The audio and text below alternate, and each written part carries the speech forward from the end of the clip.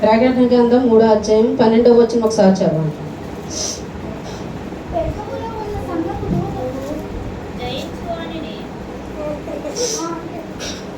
12వ వచనం అమ్మా.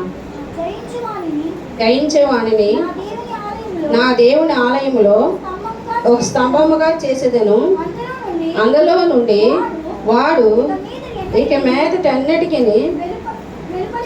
వెలుపలకు పోడు, మరియు నా దేవుని పేరును పరలోకములో నా దేవుని యొద్ద నుండి దిగివచ్చుచున్న నూతనమైన యెరూషలేమును, నా దేవుని పట్టణం పేరును, నా కొత్త పేరును వాని మీద రాసిదను.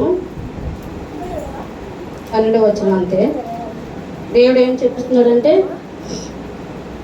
ఆయన ఆలయంలో ఎలా స్తంభంగా ఉంటామో చిన్న ఉదాహరణ, చిన్న స్టోరీయో ఏదో ఒకటి చిన్న చెప్పి మీకు ఇంకా మిగతా వాక్యాలన్నీ చదివించి చెప్తేను, ఆయన సంఘములో మన సంఘం ఒక స్తంభంగా ఉండాలంటే కొన్ని పనులు మనం కూడా చేయాలి. వచ్చి వెళ్ళిపోయిన వారుగా ఉండకూడదు. కానీ అలాగే ఒక చిన్న స్టోరీ మీతో మాట్లాడాలనుకుంటున్నాను.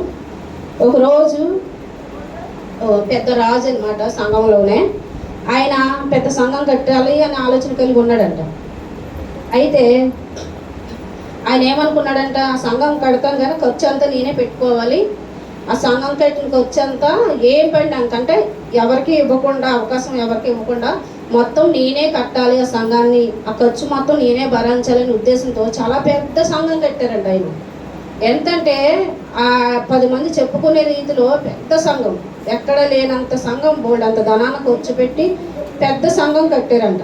ఆయన ఏమనుకున్నారంటే, నా పేరు మాత్రం ఈ సంఘాన్ని పెట్టి నా పేరు మోగాలి, ఈ లోకంలో అంత సంఘం నేనే కట్టాలి, ఎవరి సహాయం కూడా తీసుకోకూడదు, ₹1 ఎవరి దగ్గర నుంచి ఆశించకుండా నేనే కట్టాలి ఈ సంఘం మొత్తం అనేసి ఆయన అనుకున్నారంట. అయితే అలాగే ఆయన ఊహించినట్లే ఒక పెద్ద సంఘాన్ని స్థిరపరిచాడంట, చాలా పెద్ద సంఘాన్ని. ఎంత అంటే 10 మంది కాదు, చాలా మంది చెప్పుకునే రీతిలో 14 సంఘం పెద్ద సంఘంగా ఉంది. అంతలా కట్టారు, 14 వ్యక్తి కట్టారని అట్టి రీతిలో చెప్పుకునేట్లా చాలా మంచిగా అలంకరణ, మొత్తం సంఘం మొత్తం ఆ చర్చి చూస్తే చాలా, ఆలయం చూస్తే చాలా అందంగా సుందరంగా ఉందంట. అట్టి రీతిలో కట్టాడంట, చెప్పుకునే రీతిలోనే. అయితే ఆయన ఏమనుకున్నారంట, అంతా కట్టి ఇంత కట్టారు కదా, నా పేరు రాసుకుంటాను ఈ సంఘం పైన అని ఆయన పేరు రాసుకున్నారంట. ఆ సంఘం పైన రాసుకొని ఆ రాత్రి ఆయన నిద్రపోతుంటే ఆయనకు ఒక దర్శనం వచ్చిందంట. ఆ దర్శనంలో దేవుడు దూత వచ్చి ఎలాగంటే ఆయన రాసుకున్న పేరుని కొట్టేసి ఆ ఊర్లో ఒక పేద విధవరాలు ఆవిడ పేరు రాశాడంట ఆ దేవదూత. అయితే ఈయన మలుపు వచ్చేసిందంట, ఇదేంటి నా పేరు కొట్టేసి దేవదూత వచ్చి ఎవరో పేద విధవరాలు పేరు రాశారేంటి, అసలు దీనికి ఏమై ఉంటుంది, దీనికి ఏం అర్థమో, అసలు ఎందుకు ఇలా జరిగింది అనేసి ఆయనకి నిద్రపట్టలేదంట. ఉదయమే లేచి ఆ పెద్ద ఆవిడని పిలిపించి ఎవరి పేరు అయితే రాయిపించారో ఆవిడని రాజు పిలిపించాడంట. పిలిపించి, అమ్మ నేను మీ అంటే ఆవిడ సంఘంలో వ్యక్తే, అయితే మీ దగ్గర ఎవరి దగ్గర నేను రూపాయి ఆశించాలనుకోలేదు, అయితే ఇలా జరిగింది, నైటు దర్శనం వచ్చింది, నాకు దేవత వచ్చింది, నా పేరు కొట్టేసి నీ పేరు రాసి పెట్టింది, దానికి అర్థం ఏంటి, ఎందుకు అలాగే జరిగిందంటే ఆవిడ చెప్పిందంట, అయ్యా సంఘంలో మాకు కూడా ఆశ ఉంటుంది కదండి, ఎంతో కొంత మాకు పాలు పంపులు పొందుకోవాలని, అలాగే అందుకే నేను ఏం చేశానంటే మీకు ఎవరికి తెలియకుండా ఆవిడ ఏం చేసిందంట, ఈవిడికి ఇవ్వాలని ఆశ ఉందంట. రాజు అయితే వద్దన్నాడు కదా, ఎవరి దగ్గర నుంచి ₹1 తీసుకోవాలని చెప్పాడు కదా, అందుకని ఇవ్వడానికి అవకాశం లేదు. ఇవ్వాలని ఆశ ఉన్న పేదరాలైనా ఇవ్వాలని ఆశ ఉంది, కానీ ఆయన వద్దన్నారు కాబట్టి ఇచ్చే అవకాశం లేక తన ఆలోచన తను ఏదైతే చేయగలదో, నేను ఇలా చేయగలను, దేవుడు ఆలయానికి ఎంతో కొంత నేను ఇలాగన్నా పని చేయగలనని ఆలోచనతో ఆవిడ ఏం చేసేదంట, మరి పెద్ద ఆలయం కదా, ఆలయానికి ఇసుక, సిమెంటు, ఇటుకలు అవి పడతాయి కదా, అవి మోయటానికి అప్పట్లో గుర్రాలు ఉండేయేమో, మరి గుర్రాలను ఉపయోగించారంట. ఆ రాజుగారు పెద్ద రాజుగారు కదా, గుర్రాల చేత ఇటుకలు, ఇసుక, సిమెంట్ మోయిపించేవారంట.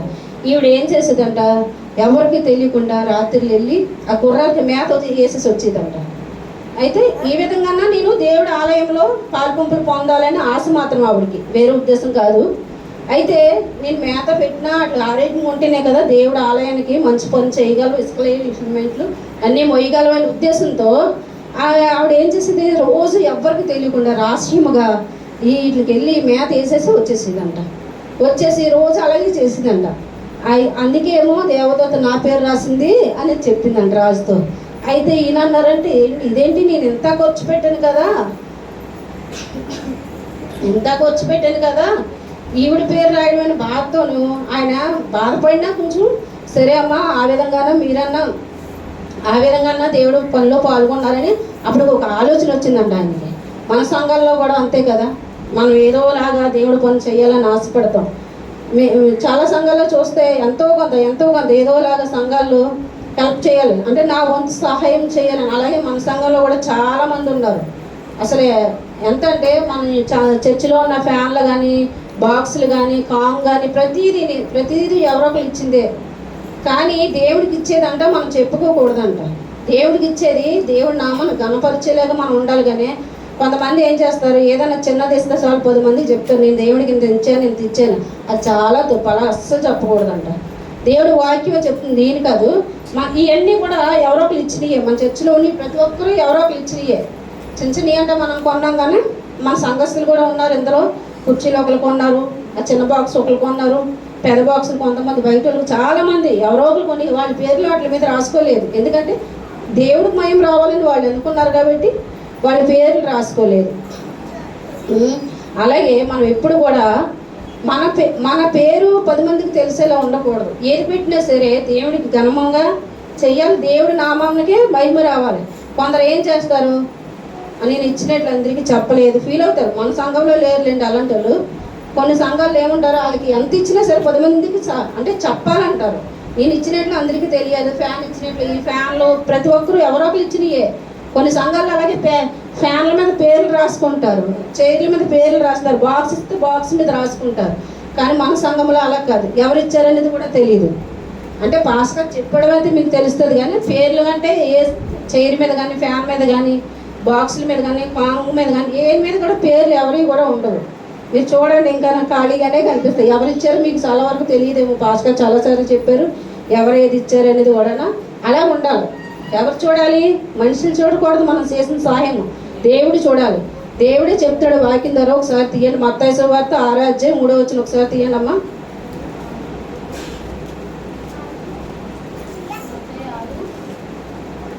మత్తయి సువార్త 6వ అధ్యాయం.